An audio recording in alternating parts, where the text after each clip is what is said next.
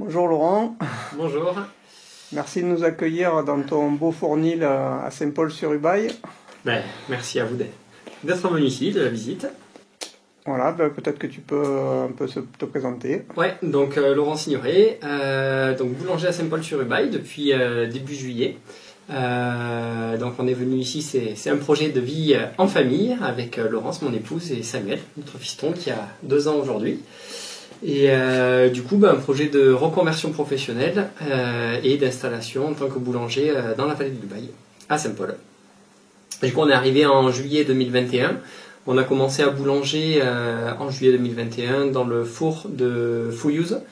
Donc c'était un four romain, donc un four assez difficile à utiliser, assez physique et assez complexe à utiliser. Mais c'était une très très belle expérience qui nous a permis de valider une installation à Dubaï. Et du coup, on est installé à Saint-Paul depuis début 2022. Donc le four qui est derrière moi, donc c'est un four de la marque Ephraim, une société du 04. Il a été installé début février et depuis fin février, on fait du pain ici dans ce four et dans ce fournil. Donc c'est un four à bois. Un four à bois, tout à fait, ouais. Donc ça c'était un choix personnel de travailler avec un four à bois et un four à bois qui est économe en bois déjà, parce que c'est un critère important aujourd'hui. Et un four à bois qui respecte aussi en termes de santé, avec un foyer déporté, plus facile à utiliser qu'un four romain, mais avec une chauffe quand même, une chauffe directe pour avoir une appellation cuisson bois. Donc notre foyer déporté, il est sur l'arrière du four, et quand le four est chaud, le feu s'arrête, le foyer est isolé complètement de la chambre de cuisson, et les pains du coup sont cuits de façon beaucoup plus homogène. Et les cuissons sont très propres parce qu'il n'y a aucun lien entre le foyer et la chambre de cuisson. D'accord, alors c'est un four avec une sole qui tourne, c'est ça? Et du coup c'est une sole tournante, ça permet de vraiment avoir une homogénéité dans les cuissons. Donc la sole fait 4 mètres carrés. Sur une sole on y met environ 50 kg de pain, 50 kg de pain. Et la sole a le gros avantage de tourner, ce qui permet d'avoir vraiment une cuisson homogène. Parce qu'en fait, suivant la position dans le four, les températures ne seront pas tout à fait les mêmes. Et du coup, le fait que la sole tourne, ça permet une cuisson très homogène, une cuisson de pain très homogène. Et c'est pas inutile aussi, c'est une simplicité pour moi pour enfourner, défourner assez simplement. Voilà, donc c'est pas neutre non plus. Peut-être tu veux nous donner quelques indices sur ta reconversion. Oui. Tu travaillais dans quoi? Alors j'étais ingénieur sur la centrale nucléaire du Bugey, à côté de Lyon, à l'est de Lyon. Ça fait 8 ans que j'étais ingénieur sur cette centrale-là. Dans la formation, donc je formais en fait les exploitants de la centrale, chef d'exploitation, ingénieur sûreté, opérateur. Et en fait, j'avais besoin d'un métier qui ait plus de sens, plus tourné vers l'humain. Tourné vers l'écologie et un métier où j'utilise mes 5 sens. Et du coup, le métier de la boulangerie m'a appelé. Et aujourd'hui, je suis le plus heureux du monde parce que dans mon métier, je travaille dans mon fournil avec un four à bois. Le four à bois, pour la gestion de la chauffe, c'est beaucoup l'écoute du feu qui crépite derrière là-bas. Et du coup, j'utilise vraiment mes 5 sens au quotidien dans mon métier pour faire un pain au levain. Voilà. Donc ça, c'est vraiment une grande joie. Tourner vers l'écologie parce que je pense qu'aujourd'hui, c'est quelque chose qui est très important et du coup, envie d'être acteur du monde dans lequel on vit. Et du coup, aujourd'hui, travailler ce sujet de l'écologie qui est complètement lié, ce que l'on mange, c'est au cœur de l'écologie. Où j'achète mes farines. Donc là, je travaille avec un paysan meunier à l'entrée de la vallée. Et du coup, c'est important pour moi. La farine, elle est cultivée ici. Le pain, il est fait ici et il est consommé ici. Et c'est hors de question de venir acheter de la farine je ne sais où et vendre le pain je ne sais où. Et du coup, c'est vraiment essayer de recentrer tout ça sur le local. Avec une volonté de résilience. Ouais, alors la résilience, c'est un mot que j'utilise assez souvent dans ce projet-là parce que monter aujourd'hui une boulangerie, c'est déjà un beau challenge. Et une boulangerie à Saint-Paul-sur-Ubaye, c'est un beau challenge aussi. Donc à chaque fois que j'ai un choix, je me pose la question, est-ce que ce choix-là est résilient? Est-ce que si demain il y a une perturbation, je sais pas moi, un Covid, une guerre ou je ne sais quoi, que va-t-il se passer de mon choix et est-ce que du coup je peux l'adapter. Et clairement, s'endetter sur plusieurs dizaines d'années auprès d'une banque, pour moi c'est pas quelque chose de résilient, parce que ça veut dire être marié à une banque, et ça veut dire que si demain il y a un déséquilibre quelque part, ben en fait je suis coincé parce que je suis marié à une banque. Sauf qu'aujourd'hui je ne suis pas marié à une banque, mon épouse elle s'appelle Laurence, et du coup je n'ai pas envie de me marier à une banque. Donc on a fait des choix en termes de matériel, d'investissement, et du coup le choix de justement garder un modèle économique résilient. La chauffe au bois, c'est pareil. La chauffe au bois, quand je vois le cours de l'énergie aujourd'hui, je me dis une chauffe au bois en utilisant des chutes de scierie, c'est quelque chose qui est beaucoup plus résilient qu'une chauffe d'un four de cette même taille à l'électrique, en tout cas en termes de modèle économique. Le choix de travailler avec un paysan local, aujourd'hui je paye mes farines déjà plus cher que le grand moulin du coin, quoi. Donc en fait, je suis déjà avec un modèle économique qui sait payer une farine à un prix déjà plus juste qu'une farine au rabais qui vient de je ne sais où. Donc pour moi, c'est quelque chose qui est déjà plus résilient. Et du coup, tous les choix que j'essaie de poser, c'est des choix qui sont résilients. Aujourd'hui, je choisis de travailler sans pétrin mécanique, mais du coup avec la seule énergie de mon corps. L'énergie de mon corps, je sais qu'aujourd'hui c'est quelque chose que j'ai, et si j'utilise les bons gestes au bon moment, en fait je ne vais pas m'épuiser, je ne serai pas soumis à quelque chose qui sera beaucoup trop compliqué à gérer pour moi, mais je ne serai pas aussi dépendant d'un fabricant de machines, d'un réseau électrique pour l'alimenter, etc., etc. Donc en fait c'est beaucoup plus résilient. Et ce choix d'utiliser des techniques manuelles, on peut parler à l'ancienne, mais peut-être que ça va devenir à l'avenir. Ouais, c'est ça, c'est pas des techniques à l'ancienne, les anciens ont beaucoup à nous apprendre, en tout cas moi je m'en inspire énormément, mais pour moi c'est plus des gestes d'avenir que des gestes d'époque. Donc quand on me dit que je fais partie d'un patrimoine immatériel, oui, c'est pour moi plus des gestes d'avenir que des gestes d'époque. Et j'ai appris la boulangerie au levain 100% à la main, c'est-à-dire qu'il n'y a pas de pétrin mécanique, il n'y a pas de façonneuse mécanique ou de je ne sais quel appareil. Et c'est la personne qui me l'a appris, donc Didier Genetier, il fait du pain depuis une vingtaine d'années, tout à la main, et il va très bien, il est en pleine forme. Et le seul point, c'est de caler une quantité de pain par rapport à ce que l'homme peut faire. Et moi, j'ai pas du tout de prétention d'en faire plus, parce que du coup, j'ai envie de préserver aussi une qualité de vie de famille, une qualité de vie en général. Et du coup, le travail à la main, c'est forcément diminuer un peu les quantités, mais c'est aller aussi sur la qualité d'un produit, sur une passion de la panification au levain, sur des échanges, parce que quand j'ai quelqu'un qui rentre dans le fournil et qui me demande ce que je fais et comment je le fais, en fait, c'est de suite la relation humaine. Et tout ça, c'est passionnant. Et ça me nourrit. Tu parlais de qualité de produit, donc je vois bien que tu utilises des produits de qualité, tu as un label. Tu vas même peut-être au-delà du label, au niveau des contraintes. Alors c'est pareil, toujours pareil, le label bio, donc on est labellisé par Alpcontrol, donc c'est quelque chose de très officiel, et on a choisi de le faire pour montrer un petit peu qu'on utilise des farines bio et qu'on est dans une démarche, le consommateur quand il mange notre produit, qu'il puisse justifier d'une qualité derrière. Mais pour moi le label bio a beaucoup de limites, et la limite c'est que le label bio c'est agriculture biologique, mais ça ne prend pas en compte ça prend peu en compte la façon de travailler le produit dans un laboratoire. Et moi aujourd'hui, oui, je vais plus loin sur certains points parce qu'ils sont importants pour moi. Typiquement, c'est le choix de mes moules, parce que je fais un peu des pains moulés. C'est des moules qui sont en fer blanc et qui ne sont pas en téflon. Parce que le téflon, c'est quelque chose qui, pour moi, ne suit pas des convictions profondes. Et le téflon est autorisé dans le bio, mais je ne sais pas où va le téflon, mais régulièrement, il faut refaire le revêtement téflon de moule. Donc je n'irai pas trop sur ce sujet-là, je préfère utiliser des moules en fer blanc, les moules je les ai à vie. Par contre la contrainte c'est qu'à chaque fois je prends mon petit pinceau avec un peu d'huile de tournesol et je viens graisser mes moules pour pas que ça colle à l'intérieur.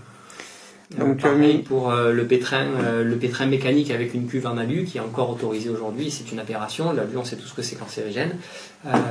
Aujourd'hui moi j'ai décidé de travailler à la main dans des bacs en plastique, peut-être demain dans un pétrin en bois en hêtre, et c'est quelque chose qui est complètement neutre.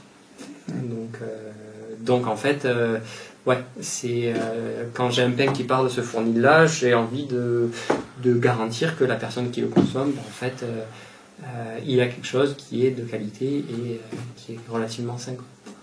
En ce qui concerne les farines, donc tu disais que tu te servais chez un petit producteur local qui utilise des variétés anciennes. Ouais. On parle beaucoup d'intolérance ou d'allergie au gluten. Ouais.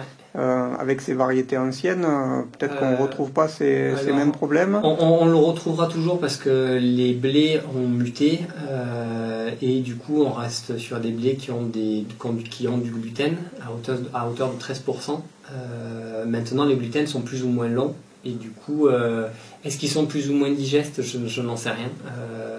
Pareil, la panification au levain, donc le gluten en fait c'est ce qui va venir faire la charpente de mon pain. Donc tout l'enjeu de la panification en général, c'est de structurer le réseau gluten, donc de mailler ce réseau gluten pour qu'il vienne retenir les gaz de la fermentation. L'action du levain, en fait, un levain c'est une symbiose entre des bactéries et des levures. Une symbiose, ça veut dire que les bactéries et les levures vivent parfaitement ensemble dans ce milieu-là. Les levures, c'est elles qui vont faire des gaz, qui vont faire que ça va prendre du volume. C'est des levures naturellement présentes en fait dans la farine. Et les bactéries, elles qui se nourrissent de l'amidon, en fait, les bactéries, elles vont se développer. Et en se développant, en fait, elles vont venir faire baisser le pH de la pâte. Et en baissant le pH de la pâte, il va y avoir des réactions enzymatiques, et notamment c'est des protéases. Et les protéases qui vont venir dégrader ce réseau de gluten.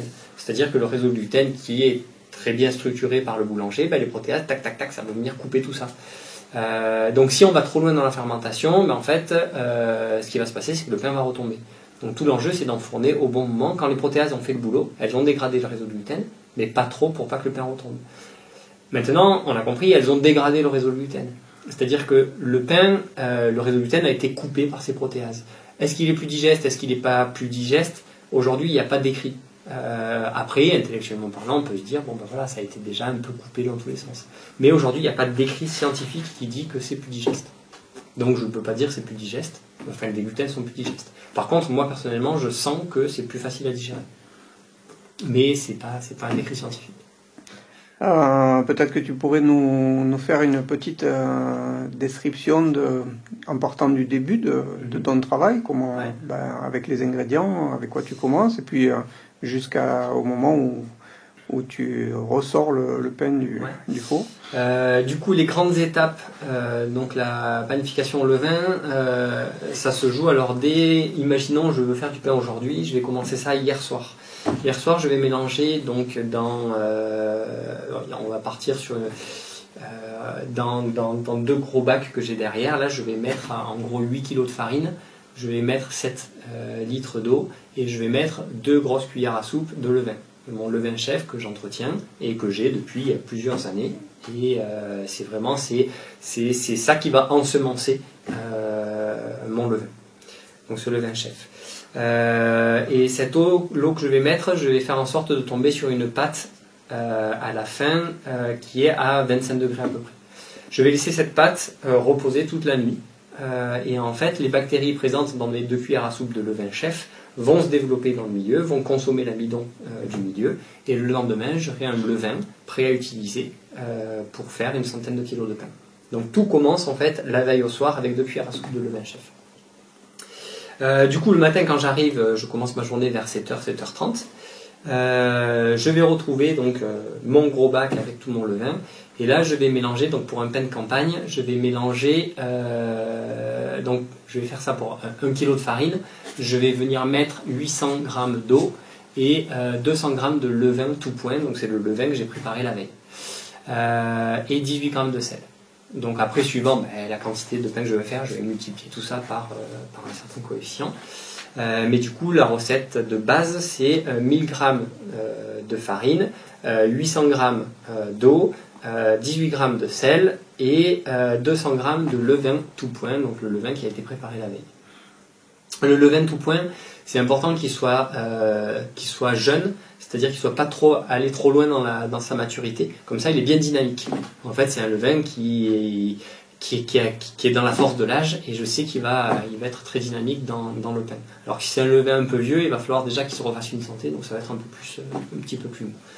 Et du coup, pour que j'ai mon levain qui soit dynamique, alors on parle de pH, il faut qu'il soit avec un pH à 3,8.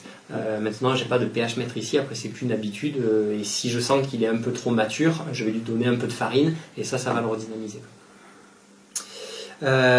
Du coup, à partir de là, une fois que j'ai mélangé tous ces ingrédients-là, le matin, donc à 7h30, en parallèle, je gère la chauffe de mon four, parce que tout l'intérêt du chauffage d'un four à bois, c'est que le four soit prêt au même moment que le pain.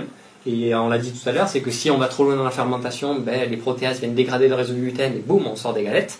Donc en fait, il faut avoir un timing assez précis pour que le four soit prêt au même moment que le pain. Et le pain, à partir du moment où je mélange, si j'ai une température de pâte une fois mélangée à 25 degrés, je sais que j'ai 4h30 de fermentation. On va dire entre 4h et 4h30 de fermentation. Si je dépasse 4h30, je risque d'aller trop loin dans ma fermentation. Et avant 4h, ça sera trop court. Donc on voit que la fourchette, elle est assez serrée quand même. Et du coup, il faut que mon four soit prêt dans cette fourchette-là. Et après, pendant ces 4h30 de fermentation, je ne vais pas juste rester sans rien faire, parce que vu qu'il n'y a pas de machine, en fait, ce qu'il faut savoir, c'est qu'une machine, un pétrin mécanique, vient forcer avec une action mécanique pour structurer le réseau de gluten. Moi, je vais du coup pas forcer, parce que j'ai pas du tout la prétention d'une machine. Ce que je vais faire, c'est que je vais phraser, donc mélanger l'eau et la farine, le sel et le levain. Et une fois que j'ai fini mon phrasage, j'arrête. Et là, je vais commencer à laisser reposer mon mélange pendant déjà 1 heure. Et en fait, ce repos-là va faire que la farine va déjà boire tranquillement l'eau. 1 heure après, donc à T0, j'ai fait mon mélange. T0 plus 1 heure, je vais donner des tours ou des rabats. C'est pareil. Et en fait, ce que je vais faire, c'est que je vais replier la pâte sur elle-même. Et en fait, le fait de replier la pâte sur elle-même va venir structurer le réseau de gluten. Et ça, je vais le faire toutes les heures dans le process. Donc à T0 plus 1 heure, je donne un premier tour. À T0 plus 2 heures, je donne un deuxième tour. À T0 plus 3 heures, je donne un troisième tour. Et ce troisième tour, je vais enchaîner le tour à la division de mes pâtons et au façonnage de mes pâtons. Et du coup, là, à chaque fois, je vais encore travailler la structuration de mon réseau de gluten. Et ça va remplacer l'action mécanique.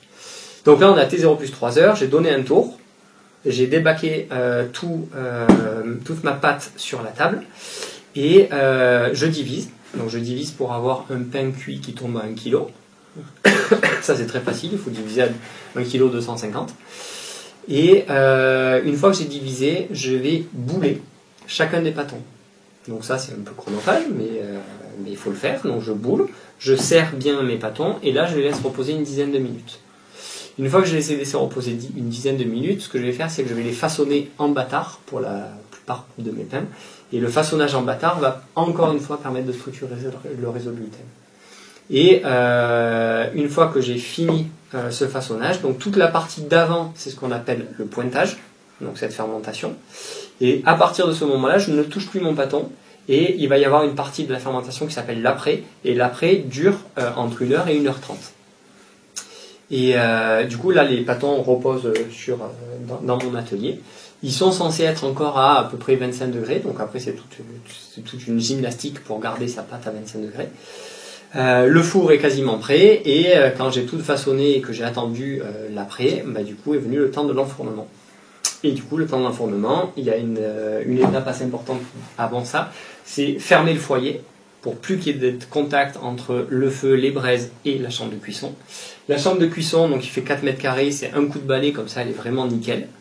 Et une fois que j'ai passé mon coup de balai, que j'ai vraiment vérifié mes températures, que je gère bien mon truc, je donne le top de l'enfournement. Et donc pour enfourner, c'est très simple, je mets mes pains sur ma pelle, je grigne le pain, donc c'est un coup de lame, ce qui va permettre de venir donner la possibilité au gaz d'être guidé et de venir faire exploser le pain. Une fois que j'ai grigné le pain, je mets les pains dans le four, et là c'est parti pour entre 30 et 40 minutes de cuisson.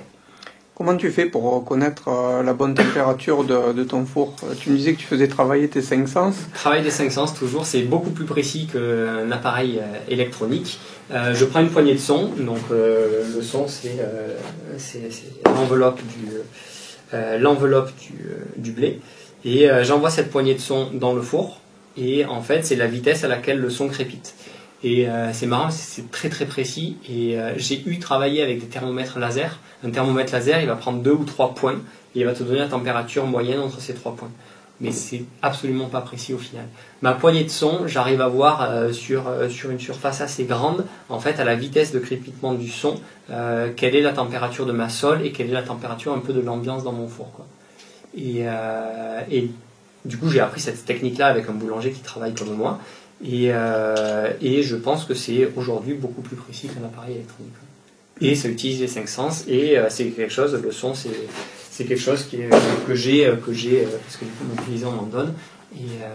Et du coup, c'est quand même beaucoup plus simple à utiliser. Et je suis sûr que j'aurai pas un appareil dans quelques années qui finira à la poubelle parce qu'il est devenu complètement abîmé.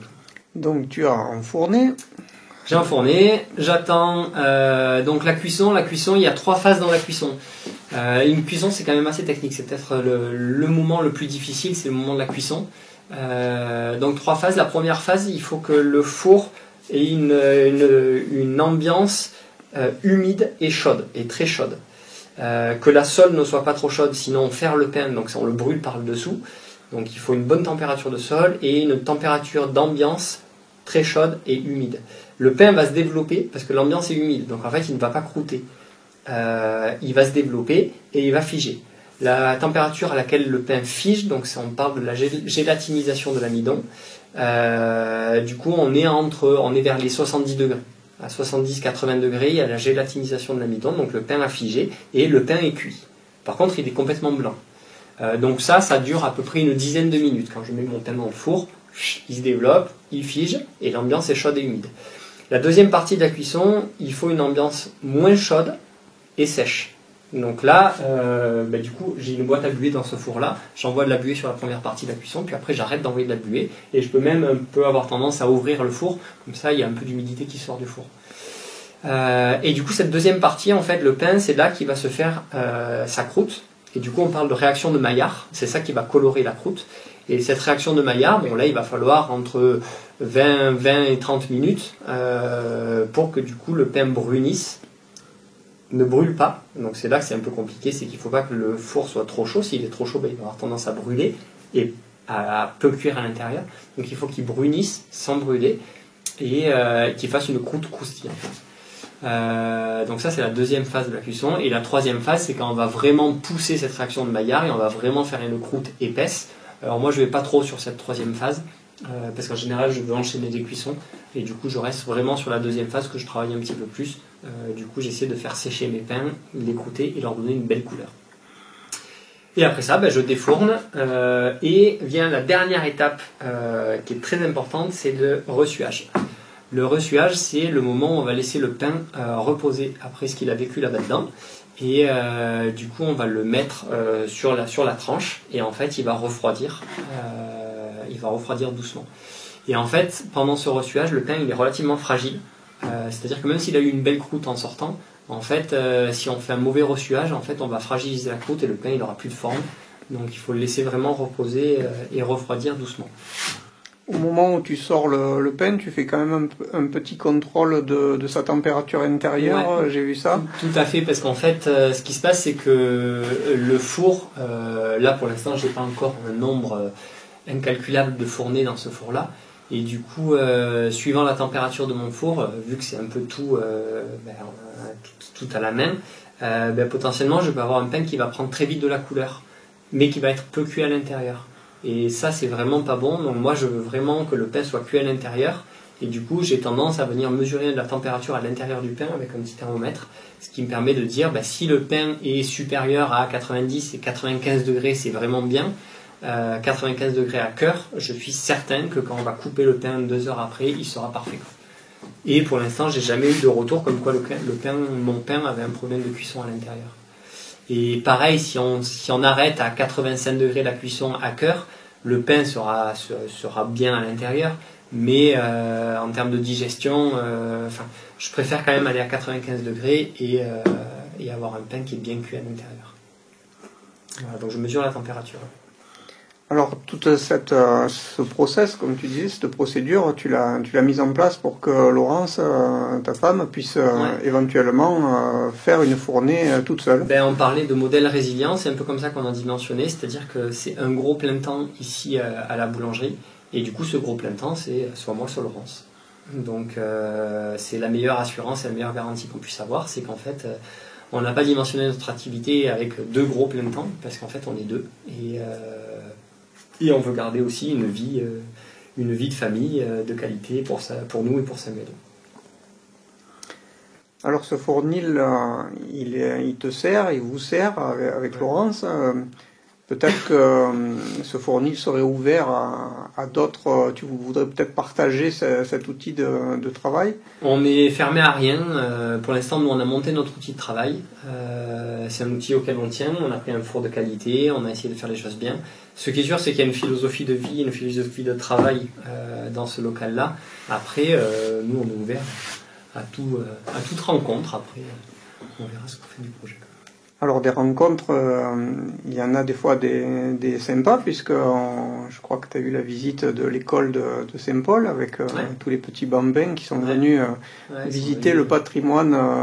Mais bon, ici on ne parle pas de patrimoine puisque c'est quelque chose d'actualité. Ouais, c'est ça. Et où tu leur as expliqué les différentes farines, tout ça. C'était sympathique. Ça c'est sympathique, c'est marrant de voir en fait le fournil est ouvert, c'est-à-dire qu'on peut venir me voir travailler.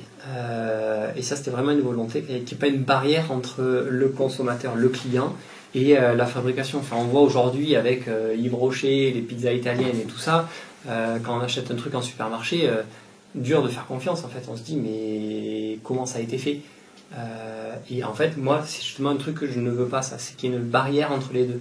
Donc le lieu de vente, c'est le lieu de fabrication, c'est le fournil. Tout le monde est invité à venir nous voir travailler, voir dans quelles conditions on travaille, voir ce qu'on fait. Et pour moi, c'est la meilleure garantie. C'est le jugement de la personne qui rentre dans ce local-là, quoi. Et du coup, quand j'ai des enfants qui arrivent ici, c'est la magie du boulanger. Parce qu'il y a tout. Il y a les couleurs, il y a les odeurs, il y a les gestes, il y a tout, et les enfants sortent en général d'ici avec les yeux qui pétillent et l'envie de revenir. Super. C'est marrant. C'est assez marrant. Bien, merci beaucoup Laurent pour ce partage de ton métier, de ta reconversion et puis de ton état d'esprit. Avec plaisir. Et puis, donc tu vas sur place, donc au fournil. Ouais, sur place au fournil. Pour l'instant, c'est le mardi. Le mardi, voilà, pour l'instant on fait qu'une fournée par semaine. Après on augmentera le nombre de fournées cet été. Puis après on livre du pain dans la vallée, au Bioclub de Barcelone, à la Maison de Pays. Et on est présent sur le marché de Barcelonnette le mercredi matin. Et du coup, n'hésitez pas à venir nous voir et à venir papoter pain au levain. Et le levain, c'est quelque chose de complètement vivant, c'est ce qu'on disait tout à l'heure. Hein. Et du coup, si quelqu'un est intéressé, j'ai écrit une petite fiche recette qui permet de s'essayer à la maison. Et n'hésitez pas à venir chercher un bout de levain pour vous tester apprenti boulanger chez vous le week-end. C'est quelque chose qui est très marrant. Enfin, en tout cas, moi j'ai commencé le métier comme ça, c'était en faisant du pain chez moi. Et pour moi, le levain, c'est quelque chose de vivant, c'est quelque chose qui se partage. Du coup, j'en ai encore donné hier ou avant-hier soir à une dame qui voulait absolument essayer de faire du pain au levain. Donc voilà, n'hésitez pas à venir chercher un bout de levain et à venir découvrir ce métier. Merci et à bientôt. Avec plaisir.